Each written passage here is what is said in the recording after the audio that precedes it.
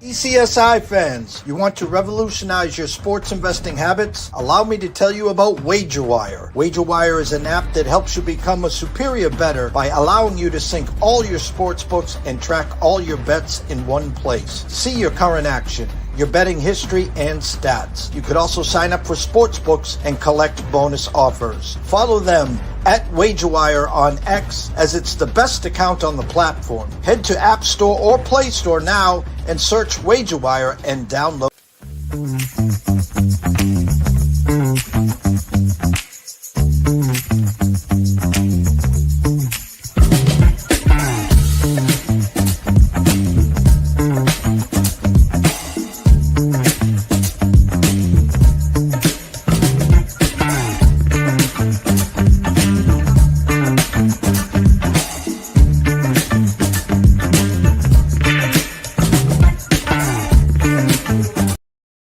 Excuse me, Mr. DJ. Hey, check this out. We got a great show coming your way. From the ECSI Sports Studios, the #1 sports information program in America, The Breakfast Bankroll, with your host, the sports broker, Jeff Dawson.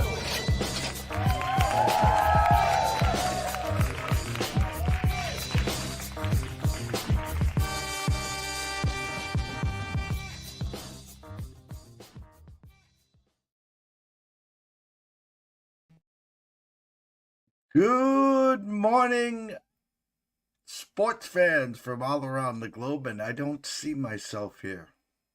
It looks like we have camera issues here. Oh, what a way to start the day. Jeff Dawson, East Coast Sports Investors. The Breakfast Bankroll with Scotty Webb. A lot to talk about today. We got a nice signing from my Red Sox and Ranger Suarez. Jim Harbaugh goes to the New York Giants. Got a couple football games to break down today, tomorrow, maybe Saturday. Of course, shout out to our proud sponsors and partnerships. It's WagerWire. Head on over to Google Play, download the app. It is free. And of course, AtlantaSteaksAndSeafood.com. Steak, seafood, chops, appetizers, wine. Terry does it all. So come on board to AtlantaSteaksAndSeafood.com. I'm kind of stuck here, and I'm going to bring Scotty on here for a second and see if we can figure this out. So, what's up, champ? Hey, man, it's like you're a ghost today. I mean, I hear you. I'm envisioning you over there with, I don't know, some sort of heavy coat on because it's cold or something. But you know, whatever. I'm here. It's all good. I'll be sexy for both of us. How about that? Good. I'm going to try to maneuver something here. I don't understand what's going on. Camera looks good. Everything looks good. Hold on one second. I'm going to try something here. If I did that for a second. See, that goes. Something's better. Yeah, that goes to my Logicam. Yeah, I can see you. Which is over here. Let me see something here. Now, if I go back to the camera. There we go. Hey, I see you now. You're not even wearing a sweatshirt, for God's sakes. 45 degrees. It's actually nice out. A lot to talk about. You know, I was out yesterday doing some stuff. I came back and I caught it first on social media. Shocked, dumbfounded, just because you and I, everyone I've talked to, we never once brought up the name Ranger Suarez. Now, the funny thing for the Red Sox is, again, egg on their face or whatever, stern, whatever the word is you were looking for, on the Bregman deal. But they made it clear they had a plan B and C, and that was to add a number 2. Now, earlier in the free agency, when they added Sonny Gray, it was like, I respect Sonny Gray, but he wasn't that 2 that moved the needle. Ranger Suarez moves the needle. Look at his playoff numbers. They're off the charts. And someone posted yesterday his ERA at Fenway Park is 0.00. So I assume he had one start and did very well. But what really this sets up for the Red Sox, obviously, is the best 1-2 lefty punch in the game with Crochet and Suarez. But they have those two now for 5 or 6 years. That's a hell of a way to wake up every season and say, hey, we got a 1-2 punch here of Crochet and Suarez. And what it's really done now, Scotty, is when you go down the potential starting five, Crochet, Suarez, Gray, Bello, Oviedo that they got from Pittsburgh. As you see, I didn't mention Early, Tolley, Crawford, and Sandoval. So now they can go back to Arizona and says, hey, I know you took Marte off the table, but we got an extra outfielder. We got a potential extra first baseman. We got a ready-to-go Bayo. We have some youth here. Can we stoke the fire there? Well, I thought it was an interesting move for a couple of reasons. War, projected war and different things now. They grade as number one in baseball with starting pitchers. So that's not a bad sign. That's a good thing. If you go out there and you can pitch every day, that keeps you in games. So what I've been hearing a lot is I don't know that they're going to deal with Ketel Marte. It sounds to me like they're way more interested in dealing with third base. And I was surprised. You and I had the conversation before. We talked about Eugenio Suarez and just sign him and put him on the team. Well, it looks to me like they're dealing with Isaac Paredes, and that's kind of the angle. Shouldn't say angle. That's the choice that they're making, and how they want to go, and what does Houston want to give him up? He used to play here in the Rays, so I'm familiar with him and seen him and stuff, and he's moved around just a little bit since then, and I thought he was a major force for Houston last year until he got hurt. When he got hurt, then that team sort of struggled because they needed some bats because obviously whatever his name Alvarez was hurt, so they needed some punch, and Isaac Paredes provided that.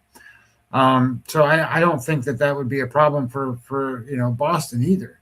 And at this point, that's the only thing holding them back. I heard the term athletic, and these former Major League Baseball players are describing teams in batting orders and structures as athletic or not athletic. And I kind of like that term because that describes how baseball is played today. You need athletes that can run. You need athletes that have speed, but also have power and so forth. And when you start looking at where the Red Sox are and different things, they're more athletic. They made the point. I was listening to some of the stuff. They made the point that they're not necessarily better because they didn't sign Bregman, especially on the offensive side. Their lineup's not better because they don't have them. But if you manipulate, do this, do that, make it more interchangeable, do a lot of other things, it's more athletic. And the other comment that was made was, Bregman being gone is he was a defensive wonder for them. So you lose some of that. So and then you bring all these pitchers in, and they're going to want ground balls and guys to get outs and stuff. So I'm not sure how it's all going to play out in Boston, but I will say they have the pieces to go do whatever they want. If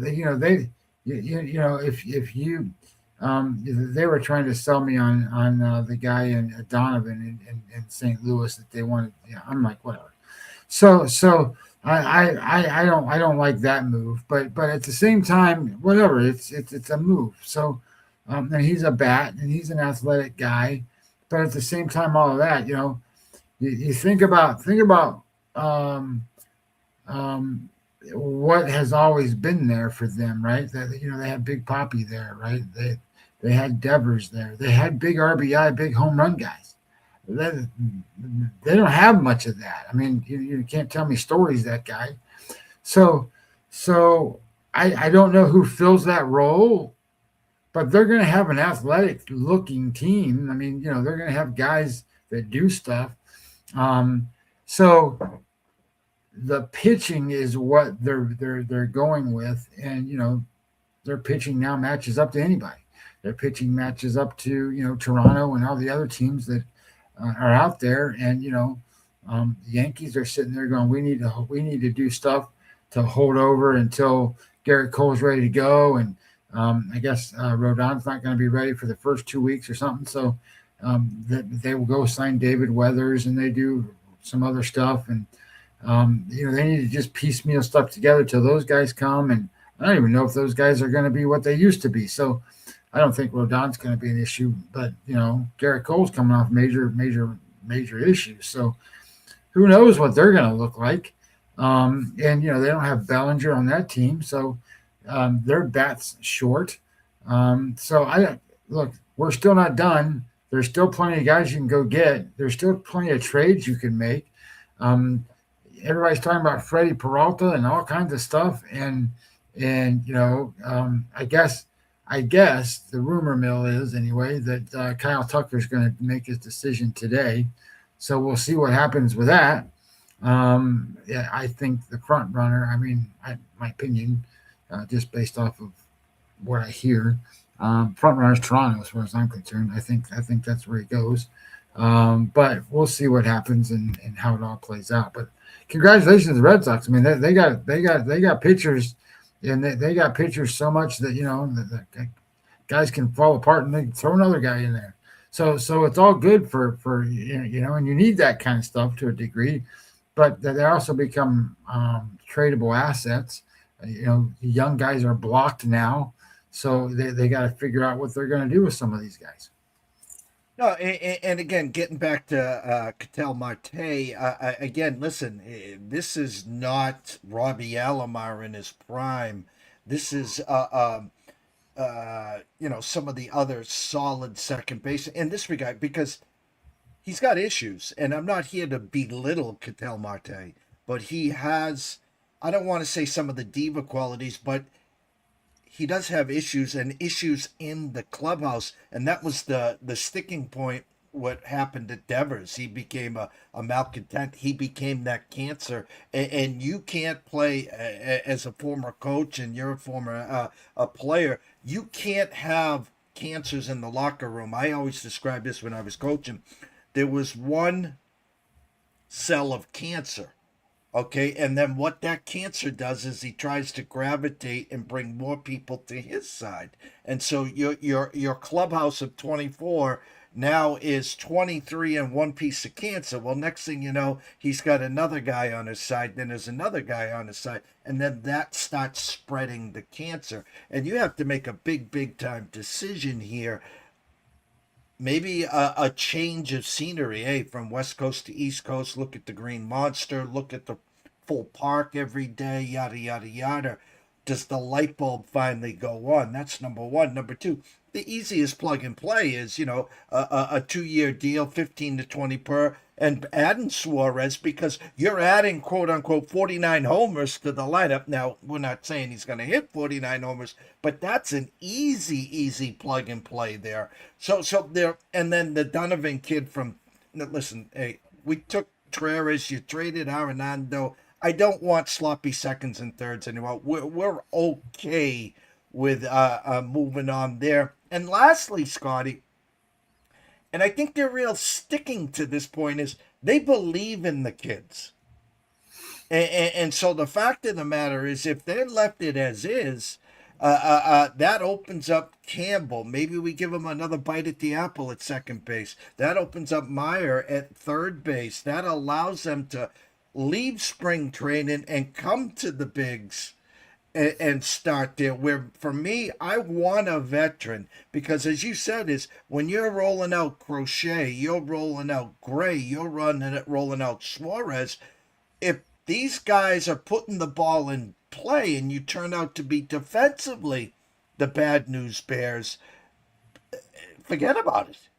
Yeah, well, we'll see what happens. I think they obviously have the opportunity with the pitching to be competitive in every game, and that's what you want. And the I think if they leave it as is, they're going to be offensively deficient. That's just what it's going to be. So if they're offensively deficient, they're going to play similar games like what the Rays do. So the question becomes: is their pitching good enough to beat the big offensive teams that play in the AL East and in the American League? And we'll see. But I think they're set up to make some more moves, to bring some bats in there. And I don't know that they want to spend any more money because they're already at the second tier over the luxury tax type stuff already. So I think making trades or moving people and doing different things would be how they would want to handle that, so that you're trading money instead of just buying more money. And I think I don't know if Isaac Paredes is that guy. That's he's not a big home run guy. He's like a 20 home run guy type of guy. But he's been hurt a lot and he wasn't a starter for a long time. So I don't know, maybe he's that guy. They see him as that, maybe, I don't know. So anyway, I guess that's the way I see it. I see it as they're a bat or two from being, the best team in the American League because they got the best pitching and now they just need some support on the offensive side and see what happens. But I don't know what they're going to do and how they're going to go do it. They have the pieces to move. It's a matter of whether they want to do it or how much they get for them. And I guess where they see their deficiencies and at what positions, sometimes they look at it and go, well, I want this kid to play, or I think we can platoon it and get this done and be a productive thing or whatever. And you always say, Breslow, I guess, you always say he's a sabermetric guy. So I don't know, maybe he's looking at some of that stuff and thinking that they can get through. But, just looking at like pitching, if you're doing pitching, Red Sox 22.4 WAR, Dodgers 21.9, and then you go to the bats, Yankees are 29.8 right now, and you go, where's the Red Sox? The Red Sox are 21.9, but Jeff, 21.9 puts them ahead of Tigers, Rays, Reds, White Sox, Pirates, Marlins, Nationals, Angels, Rockies, and that's it. They're towards the bottom. So that tells me that they're one-sided as a team. But if you want to be one-sided as a team, it's really good to be one-sided as pitchers. I guarantee you that.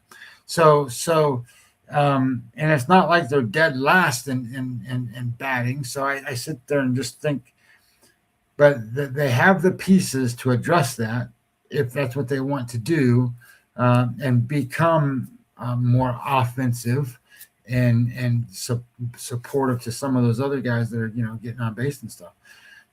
So anyway, I like it. Don't get me wrong. I like what they've done. I think it makes them very competitive to an everyday go run out there and go, okay, well, we might win this game if we only score 4 runs or 3 runs or whatever, because our pitchers are that good.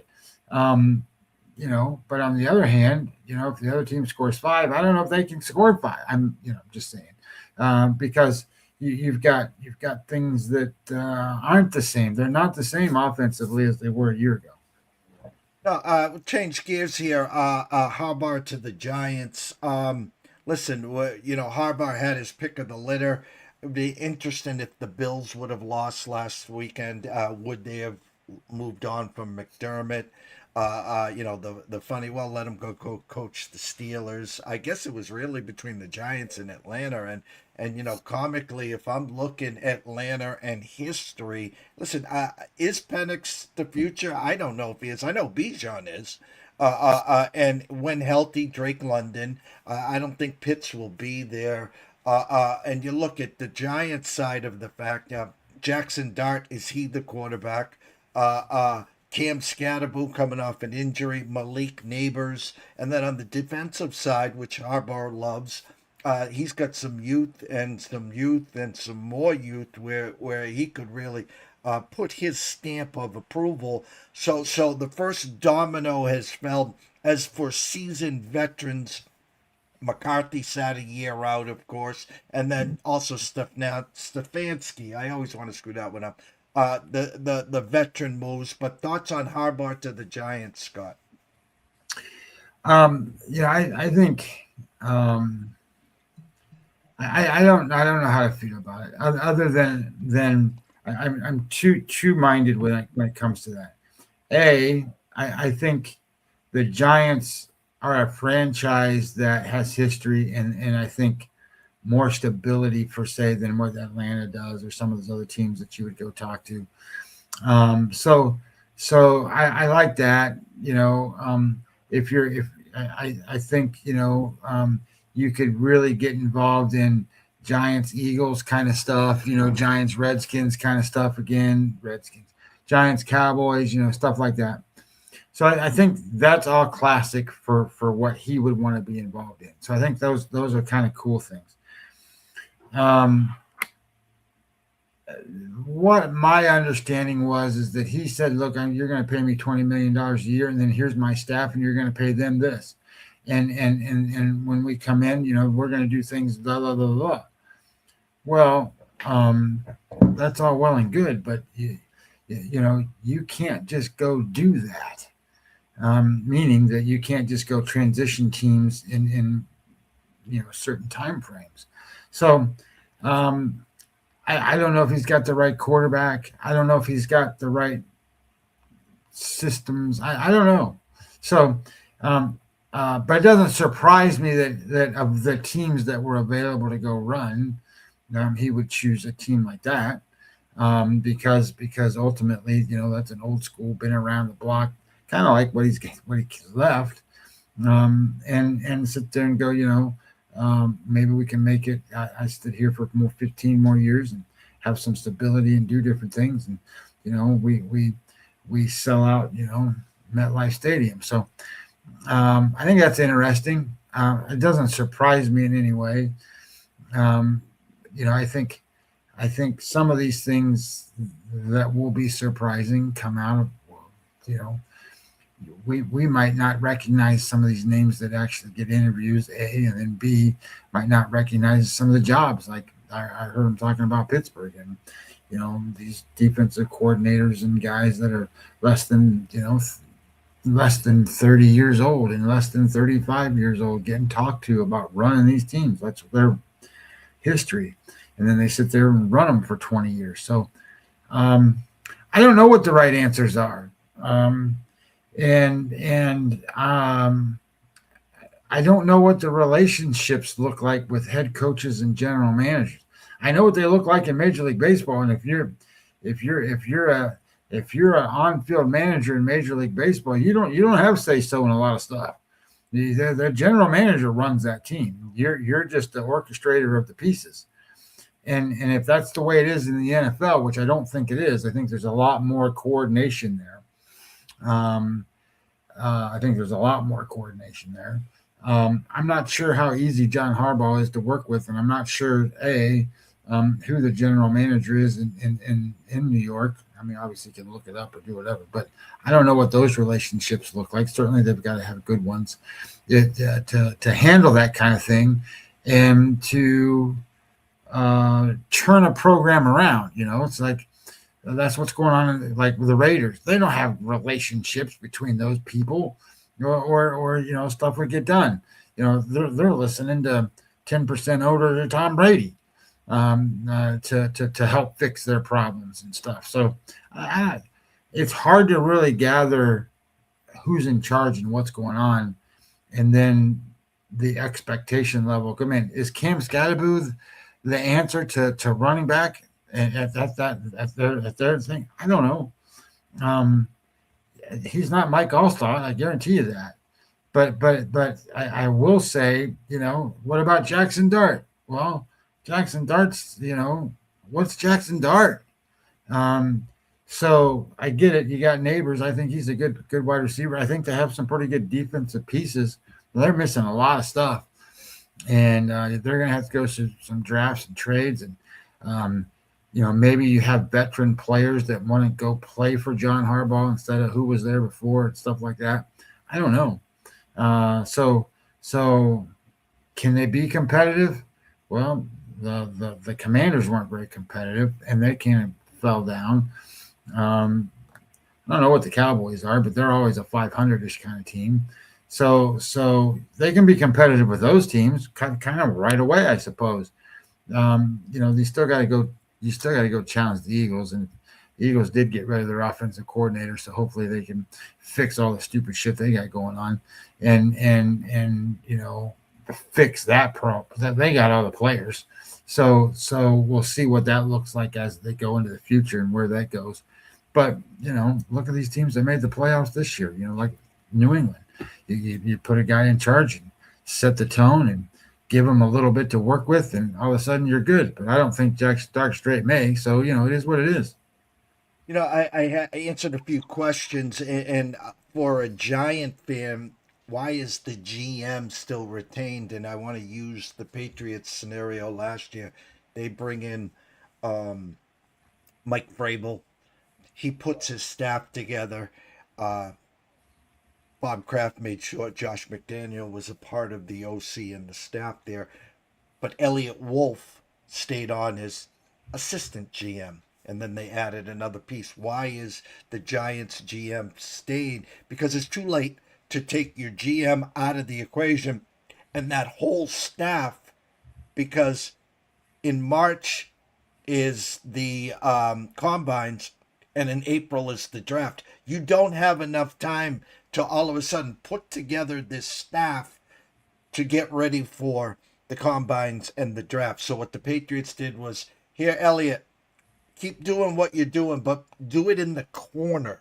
Okay, we have another guy as well, and we're going to work together. Now, I'm not saying the GM won't be let go after the draft or sometime during the summer, but my point is, because of it's January 15th, and before you know it, Super Bowl's over on February 8th or 9th, whatever the date is, and a month later we're talking Indianapolis and combines, and then in April we're talking draft, Scotty. Yeah, we're talking about the kids running around in their underwear and how fast they run and how high they jump and stuff like that. So I get all that, and I agree with that. I mean, it's change is change, and timing of things create circumstances that you have to deal with, and if you don't have a plan on structure and development and growth as an organization and how you're going to deal with stuff like that, it's a problem. So we'll just see and how it goes for them. What the Mara family's owned that organization for I don't know how long. So I'm going to guess they're going to stay owners of that, and that provides stability. So they don't have to worry about certain things like that. But at some point, you got to win, and they haven't done that in that town for a while. So see how it all plays out. I think ultimately it could be good. I think ultimately it could be an overpay. That's just my thought. I like movers and shakers and things that turn things around and jump things up, and and see where they go from there. That's like the guy that I forget what his name is now, but the guy with the glasses that ran down and was the head coach in Miami for the last few years, was offensive wizard and all that stuff. McDaniel, right? Isn't that his name? Something like that. Anyway, he had an opportunity. He just didn't have structure. So somebody needed to help him. And that ownership group was like, we put you in charge, man. You go do it. And then the general manager like, let me get you some players. You go do it. It didn't work out. So I get all of those things. Well, John Harbaugh won't have that problem. He'll be an orchestrator of the team, and he'll have all of his ducks in a row as a businessman. But we'll see what they can produce and how it works, and what think about this. What adaptability do you have coming from an offense that was totally created around Lamar Jackson? well, you're going to have to totally change your philosophy. And I get it. It wasn't his philosophy. It was whoever brought him in. He was just saying, we need to build around this one player. Okay, well, that one player helped you one year, but he can't get you through Super Bowl or get you through playoff games and all that stuff as it goes down the road now. So I don't. And now he's got guys that don't play like that. It's a one-off kind of guy. So I don't. We'll see how it all plays out. He doesn't have Derrick Henry. Cam Scottaboo. He's got all this stuff, and I like Cam Scottaboo. Don't get me wrong, but there's a reason why Cam Scottaboo was drafted in the 6th round or whatever round he was drafted in. So I guess my point being is that there's a lot of work to be done, and I'm not expecting anything overnight, and I think if they can address defense. And get some half-assed good defense in there, it's like pitchers. They should be able to handle things. Like, look what the Houston Texans are doing until they drafted the quarterback. And the quarterback's not even that good. It almost cost them the game the last week. But the point being is their defense is so good, they scored 2 touchdowns because of their defense. And that was enough to win the damn game because they only gave up 6 points. And their defense scored 2 touchdowns. Speaking of NFL, we can talk about the 2 games on Saturday. You and I can come back tomorrow, talk about the other 2, or we'll figure out if we're going to do something on Saturday. Currently, right now, San Francisco, Seattle kickoff 3 o'clock on Saturday. I'm sorry, eyes aren't working. 4:30 p.m. Saturday, Buffalo at Denver. Right now, Denver -1 with a 45.5. That opened up at 47 and a pick'em. Did see some Buffalo money early in that game. Now back to Denver there. Almost reminds me of last week with Buffalo and Jacksonville, where Buffalo did get to a -1, 1.5, and all the Jacksonville money came there. And then the nightcap at 8 p.m. San Fran at Seattle. That number is now pushed through. 7 is now 7.5 -105. With the 45 there, Scotty. 2 games on Saturday. Yeah, my data just came in this morning, so I haven't really run it yet. So I don't have a 100% breakdown, but I've done some pre-work on some of this stuff, and one of the things that I thought was important was to understand why the number moved in that Buffalo game, right? So anytime a number moves, you got to try to figure out what it is. Is it weather? Is it injuries? Is it false flags, whatever. So turns out that I believe the number moved because of the report that came out for Buffalo. Buffalo has 3 wide receivers. That's it. Everybody else is hurt. They have 2 guys last week, Shaker and whatever the hell the other guy's name is, the week before, put on IR. Those guys are done. So they have 3 wide receivers. That's all they got. And so everybody's sitting there going, well, these 3 wide receivers, they can't hold up and blah, blah, blah. Well, it's the 3 best wide receivers they have on that team, for God's sakes. And secondary to that, there is, I forget what the guy's name is. I could look it up. But there's a guy that's possibly coming back. They have 2, but there's one of them's a wide receiver who's was practicing yesterday, coming off the IR. And Ed Oliver is another one who's coming off the IR. His window's open. So whether or not they're available to play this weekend, I don't know. That's kind of a questionable thing. But if the wide receiver is able to play, he's actually halfway decent wide receiver, then I think all of those fears can go away. So matchup-wise, though, this is going to be a tough one for Buffalo. And I see this game I need to see the data. That's what I need to see because here's how I see it. Buffalo's a running team first. They like to run the ball, but here we go. Denver can stop the run, and Denver's got great guys in the secondary, more so than they have on the front line. So, and they can pressure the quarterback. That's the answers Denver has. Well, to be honest, Jacksonville is not much difference than that. Jacksonville was very good in a lot of those spots as well. So so I see that as kind of, yes, maybe Denver's better and they're at home and it's Mile High and blah blah blah. Maybe all of that. And on the other side of it, I see it this way. I don't like Bo Nix of what he's been able to do all season long. They don't have a big running game. They don't have a big passing game. And if you want to exploit what the Bills can't do, is run on them. I mean, Jacksonville ran for 250 some yards in that game against Buffalo. And then it was the turnovers and stuff like that hurt them. What's his name? Trevor Lawrence threw 2 interceptions and stuff. So it's hard to overcome that stuff. And if you really break down the game statistically, Jacksonville outplayed Buffalo. It's just they couldn't beat Josh Allen. That's what happened. Superman comes through and does what he does, and he beat that team or got his team to win the game. So I see this as being a very much similar game. I don't know what to expect in terms of, and that's where I need my data numbers to kind of come together. For everybody who doesn't understand, I look at EPA and I look at matchups and I look at, formations and how teams do and percentages of throwing short passes and long passes and defending and pressure rates and all that kind of stuff. But there's formulas that actually help you when you put that stuff all together. It comes out and it goes, hey, here, run this program. And this program is going to help you with understanding what a score would look like based off of these matchups. And that's how it works.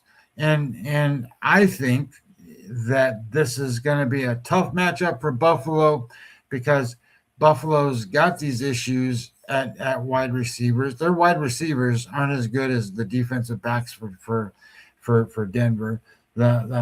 I don't know what it's going to look like when they try to run the ball. They couldn't run the ball on Jacksonville.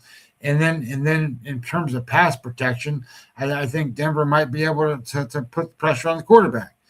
And then vice versa, I think Denver is going to struggle with moving the ball against Buffalo. So I guess my thoughts is I can understand why Buffalo is the favorite.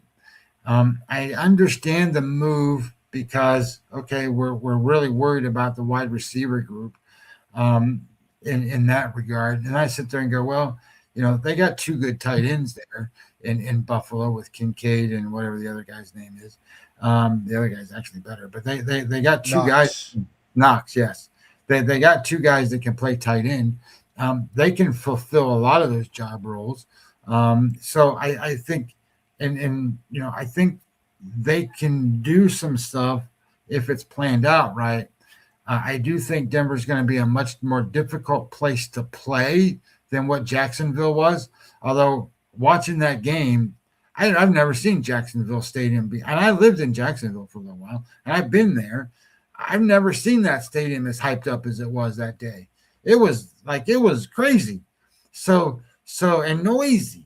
So I expect Denver to be a much tougher place to play though than Jacksonville.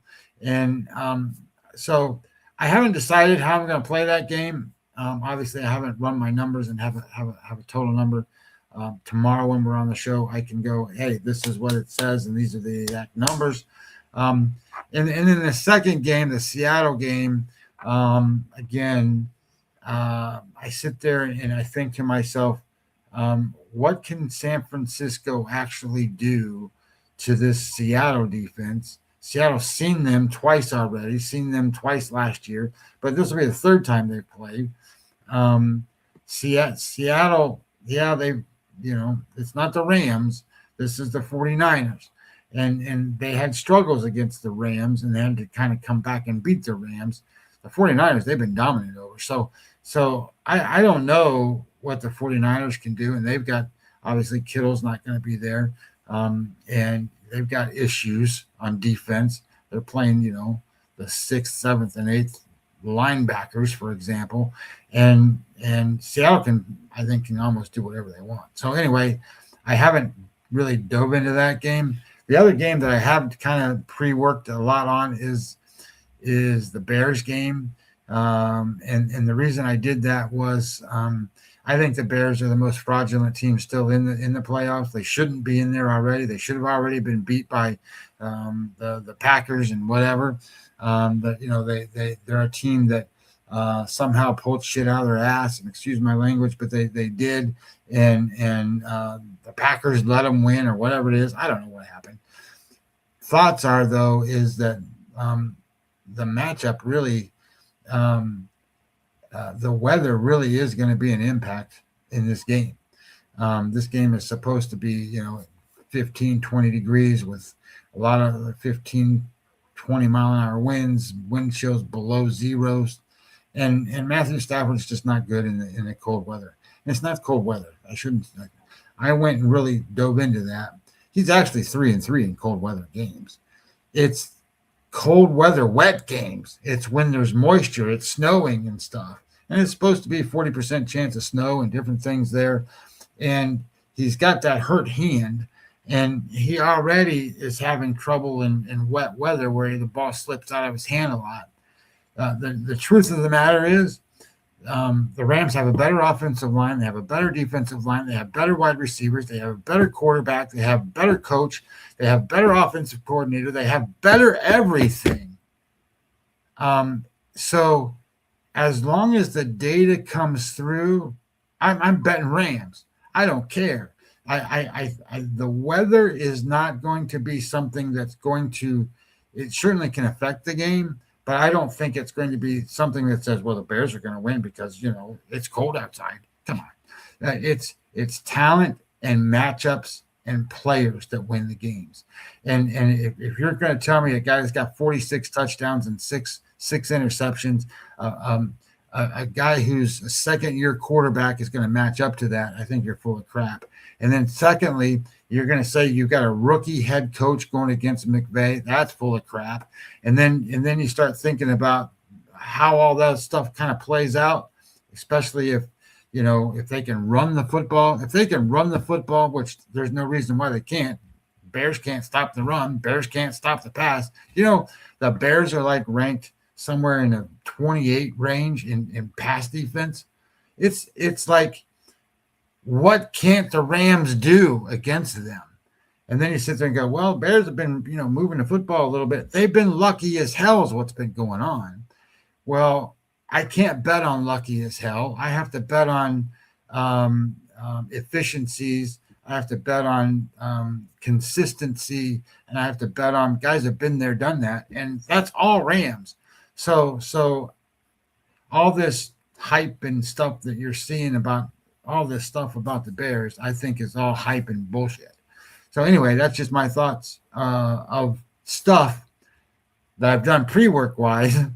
And now I've got my first set of data things came in this morning, and then I get another set that comes in.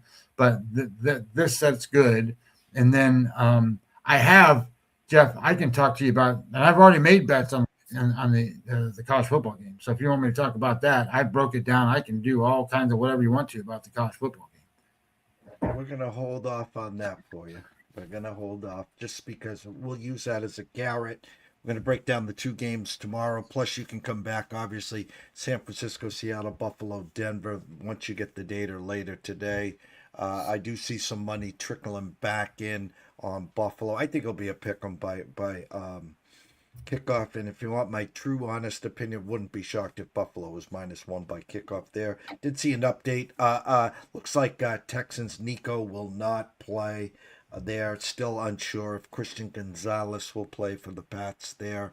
Expecting maybe some wet weather in New England, as New England currently is 3 -20 cents with a 40.5 there against the Texans. It's the early game, and the Rams in Chicago did peak at 4.5, now at a 3.5 with a 49. And what you're saying about the Bears is 1,000% true. There's 7 games this year that they've trailed in the fourth quarter and have come back and won. Last week alone, they scored 25 points in the fourth. It's one of these things that if you let them hang around, then a fumble, a tip ball. Next thing you know, momentum. You talked about crowds and hungry. The Bears crowd was fanaticals. Their first half, it sounded like a morgue, but they still hung around. Third quarter built Well, it's because momentum. they're behind 21-3. Yeah, and then fourth quarter alone, where the fun began. And most of the NFL games last weekend, there was a lot of score changes in that fourth quarter, which I expect to see again in the Final Four here. And again, Miami, Indiana, Monday night. Yeah, I'll just preface it this way. The look ahead line was Indiana -5.5 against Miami. By halftime of the Indiana Oregon game, they had pushed it to 7.5. They're like, oh no, you guys ain't gonna get us. Well, it ballooned to 8.5 right now at Chris Andrews and the South Point. He's hanging a 9. I was listening to Chris Felica, and he did make a point. I know this Indiana team has been an absolute juggernaut wagon. Signetti just has that stern look, like it's not over till the 60 minutes and the final gun is blown.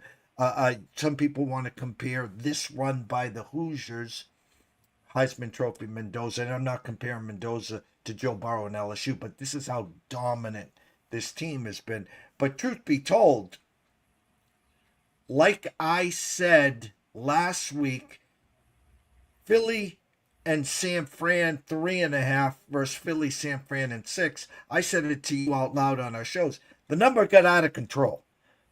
That Philly -6 number got out of control. San Fran ends up winning. I'm not playing Monday morning quarterback. What I'm saying right now, at 10:24 on Thursday, January 15th, the Miami Indiana game at 8.5, 9 at the South Point, is out of control, Scott.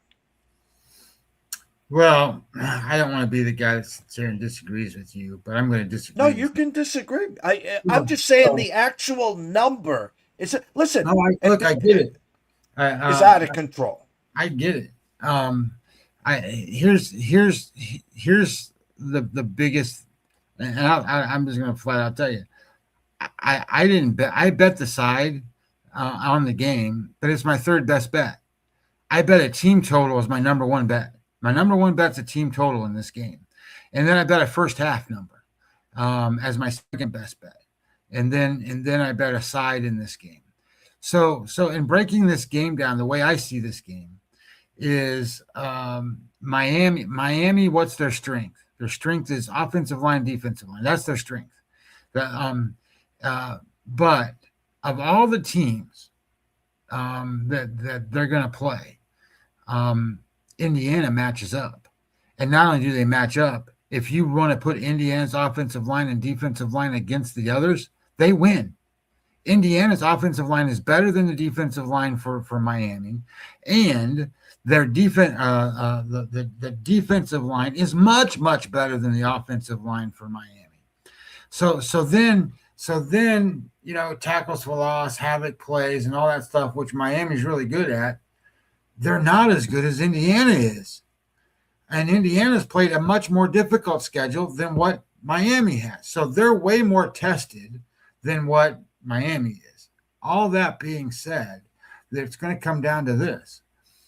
Miami has to try to run the football. Well, they're not necessarily a good running football team, and EPA-wise, they rank in the 100 category in running the football. Indiana's really good at stopping the run. So this is a team that won't be able to run the ball. So guess what? They're going to throw the ball. And if they're a one-dimensional team in the championship game against a team that can put pass pressure and do off stuff and all that stuff, look, they're not good enough to overcome that. And they are a highly penalized football team. So all of the things that kind of matter to make them competitive in the game, they don't match up. The one thing that they're really good at, it's because they had a good defense and they have a decent punter, is they're really good at pinning the other team back, and they're good at field position for those kinds of things. But it's not that Indiana's not. It's just that Miami's the number one team in the whole country at that. But that's the difference in the game. And then I sit there and go, all right, well, can Indiana run the ball? Yep, they can run the ball. Can they throw the ball? Yep, they can throw the ball. What about the quarterback? Well, quarterback made all the throws the last game. The quarterback's made all the throws all year long.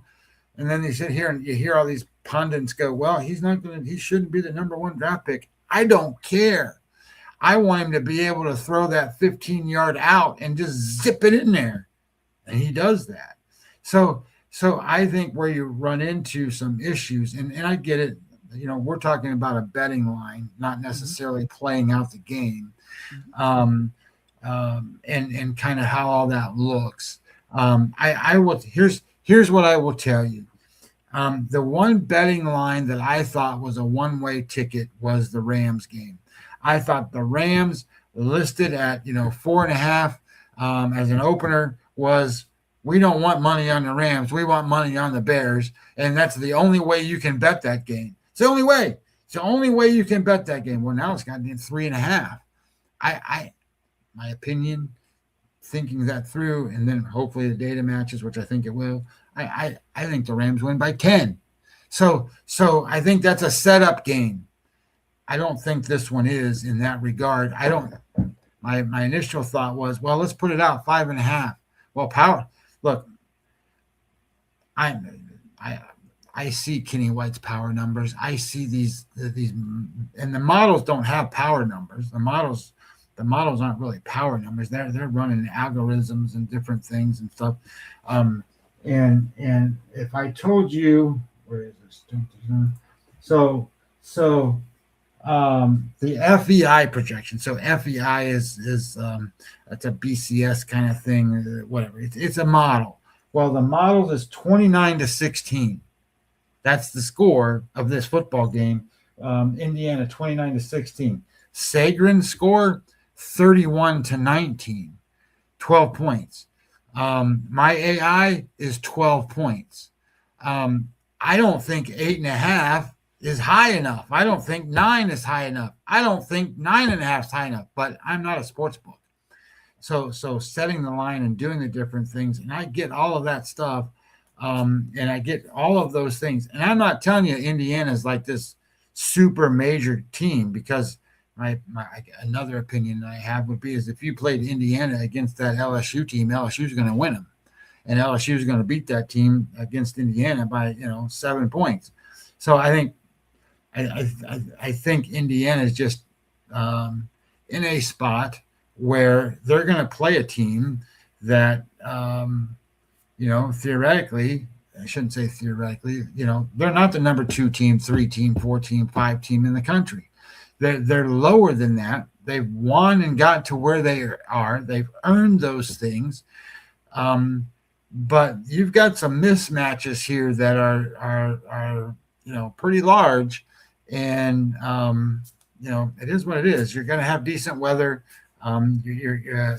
Decent weather. It's going to be, I don't know, whatever it is. It's going to be cold here this weekend, but it's not going to be cold that weekend. Thoughts on my side are it's going to be a one-dimensional game. Miami can't win a one-dimensional game, and Indiana wears them down and beats the crap out of them and, puts the pressure on them, and they pop. Miami just goes pow, and Carson Beck starts turning the ball over. They can't run the ball. They can't stop anything, and then it becomes a nightmare. No, and again, my only point is, again, the number has spiraled out of control, and the books, what they're trying to do is, they're trying to control it. So Chris Andrews, good friend of mine at the South Point, has hung a 9. Why did he hang a 9? He's trying to find what the number is to get some Miami money here. That's all. And like the Rams and Bears, Scotty, what's the great equalizer in that one? It's the weather. And then everyone sees Stafford's numbers in the cold, okay? Well, this Miami team, the A&M game, coin flip came down to the last play. I get it. I don't think Miami's getting enough respect on how they I'm not going to use the word manhandled, but how they beat Ohio State. And I know Indiana beat Ohio State, but they dominated Ohio State. Okay. And then the Ole Miss game, Miami was in control much of that. And then a great fourth quarter by Ole Miss. And again, it came down to, potentially the last throw. This game here, there are some factors here. It is technically a Miami home game. It's 20 minutes from campus. Okay? And if you go back into past history, I use the Orange Bowl, of course, but now it's Hard Rock. Okay? But my point is, Miami in this position in past history, going way back to the days of Jimmy Johnson, Schnellenbach, and a bunch of other coaches, have not only won this game, they've won it as a dog. So I'm not here back in Miami.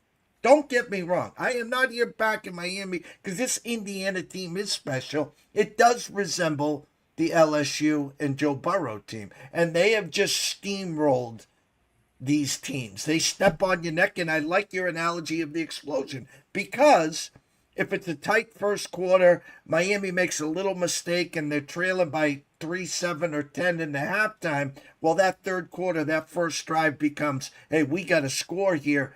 Another turnover or a 3-and-out. Here comes Mendoza and Signetti. Next thing you know, it's 14. And just ask Alabama how the explosion can happen. Well, that's what I think. I look at this and go, just logically, how is Miami going to move the football? I don't know the answer to that question. They're going to try to run, but they're going to get stopped. They're going to have pressure on the quarterback. They're going to try to get that little number 10, Malachi Toney, the ball and stuff, and they can cover him. Don't forget that the linebackers, and we made this comment, or I made this comment after watching them play the other day. The linebackers for Indiana are better than any other team. They can stop the run and they can cover the pass. And most of the time, you got to take your linebackers out to put extra defensive backs in to cover players and do different things as it goes on. But they're going to have tackles for loss. They're going to have sacks. They're going to have pressure. And what does that do to Miami? That creates false starts. That's holding penalties and, in theory, turnovers. And you know what? Hey, Profit Margin, good morning. And you know what? When you really think about, kind of how this game goes, they can't run the ball. They're going to be in a one-dimensional world, and I just don't think they survive. What are they going to do? Try to throw screen passes? Okay, try to throw screen passes, see where that goes. I just think that as the game goes on, I think Indiana's going to try to start fast and put the pressure on them early. And as that goes, that just creates more and more and more and more pressure. And, it's a pressure cooker for Miami, and I don't know how they get out of it. Turnovers and stuff, yeah. But, I don't know how that's always going to play out. Indiana's the second best, third best turnover team in the entire country. And the reason they are is because of all the pressure and all the different things they do and stop you and all that stuff. I'm not saying they're not invincible. Teams score 20 points on them and stuff. I think it goes from there. He says, how does Indiana not win this game and my Raiders not end up drafting Mendoza? Well, Mendoza doesn't have a number one. Let's put it this way. If you talk to the pundits, and I'm not a pundit, I'm not going to go through the draft analysis, and I'll be a bad person for that. I'm not going to bet the draft. I don't do that stuff. Jeff might have other guests that can do that, but I'm not that guy. Anyway, if you listen to them, they're going to tell you that the kid from Oregon has a better number one overall pick draft grade than Mendoza does. I get it. He's 17, right? He's real young, and he's got all the different accolades that a professional football team looks for. I watch these guys play. I think Mendoza's pretty good. I don't mind him on the Raiders, to be honest. I mean, the Raiders don't have anybody else to run and be a quarterback. And then you do different things. I don't know how he sets up. mental makeup, I think, is really important. And when you talk about Mendoza, Mendoza is a guy I've heard on the interview circuit and all that stuff. And you know, I'm going to be as honest as I can. It sounds like a mama's boy. I don't think NFL teams want quarterbacks that are mama's boys. I think they want the Tom Brady badass guys that go out there and lead their guys and lead men. You know, I mean, if you're Mendoza and you're, I don't know how old he is, but you know, just coming out of college and you got to go be the leader of a team with guys that are 35 years old or 32 years old or whatever in their prime, and they're just animal monster guys. I don't think they're going to listen to this kid. He's a mama's boy. Anyway, all that being said, does he have the talent? In my world, he has the talent. I don't know. That's a Tom Brady decision as far as I'm concerned. You know, and granted, look, when I was a kid, and I see there's not many people in the world that sit here and go, "Hey, rate my Raiders." Look, I was a Raiders kid when I was a kid. Man, I had everything Raiders. I love the Raiders. The best thing I can remember about memories about Kenny Stabler and Mark Van Egan and Marcus Allen and the Otis Sistrunks and, you know, Howie Longs, and man, it was one of the greatest times of my life. He said the Raiders could use a mama's boy at this point. Maybe so. You're forgetting Mr. Jim Plunkett, of course. Listen, I have a lot of memories. The Raiders, the 4:00 games, the John Maddens, like I said, Jim Plunkett, Cliff Branch, you know, and brings back the good old days. I used to love that. Makes me smile listening to that. You know. Dante Moore decides to go back to Oregon, and Todd McShay. I'll close with this one.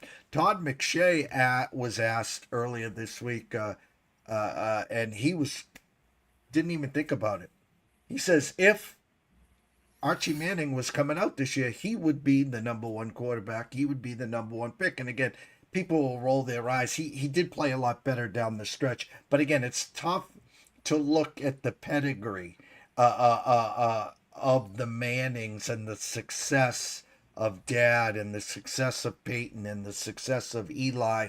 And then you have that decision to make, Arch Manning or Mendoza.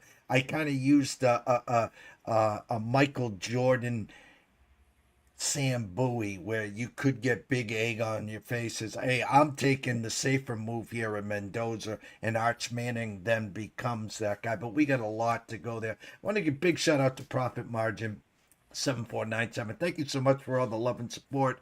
PB, of course, Mr. Lucky, Dr. Lance, etc., etc., etc. He said Manning has the lineage, of course, but if his name was Joe Blow, how would everyone feel? No, you're spot on. You're spot on. And again, the money's the number one pick, the guaranteed money. And again, you want the face. You want the face of your franchise, which desperately your Raiders are looking for. Tried to use Pete Carroll and Geno Smith as a stopgap, and obviously it didn't work. You have some pieces. You have Ashton Genty. You have Brock Bowers. Now you need someone to feed him the ball. And then I'm just going to say this out loud. Your best move in this offseason would be to pull the plug and take the heart and soul of Max Crosby, send him to greener pastures, someone that thinks they're one defensive player away, stockpile as many draft picks as you can, and then feed that system as well. Nick Hatcoat, in 19 minutes, we'll be back breaking down some Indiana, Miami. Myself and Scott will be back tomorrow morning around 9:15, 9:30. From myself, Jeff Dawson at EC Sports Invest, the one and only Mr. Scotty Webb at Webby20MLB. We wish everyone a blessed morning. Go grab that coffee and bagel, and I'll see you back here in about 19 minutes. Stay tuned.